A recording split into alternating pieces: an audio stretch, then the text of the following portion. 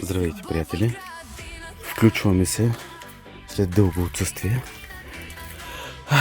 Ето ягодките как се развиват. Даже някои вече имат втора реколта. Ето. Имаме си ягодки. Съжалявам, че пропуснахме да направим някое друго клипче, но сега ще вложим и снимки в материала. Краставиците, първата реколта не ни се получиха от експериментите, които правим. Бяха много мъжки цветове, но все пак обрахме някоя друга краставичка, като сега ще ви покажа, че сме засяли втора реколта, трета реколта и се надяваме да се получат нещата. Но от към доматите пък всичко е много добре. Люти чушки много добре, като жената, от която взехме разсада, ни е подвела и вместо бяла капия ни е дала бяла люта шипка. И сега имаме много. Ето пътладжана, има някакви саморастници, камбити вървят. Направихме доста доматен сок, направихме турбички от манголда, който се развива и той. Чери доматите ги обрахме и направихме няколко буркана от тях. Ще ви покажа и за тях как се развиват нещата.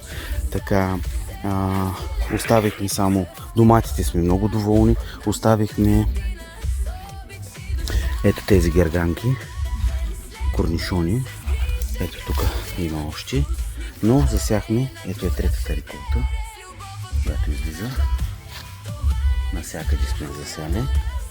Така, доматките се развиват добре, много добре, като сме засяли и още една лиха с късни домати.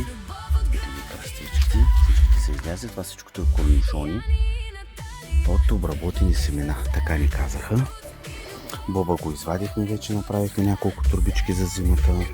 Доматките са се добре. Така, ето ето втората реколта краставици, които вече вървят. Така, пипера вижте за какъв. Ето, това ни дадаха за бяла капия. Просто наизлъгаха. И сега ще ни да се надяваме, че няма да са опрашили. Пипера иначе си върви. Говори, има чушки насякъде. Така, общо взето. Ето втората лиха с пипера.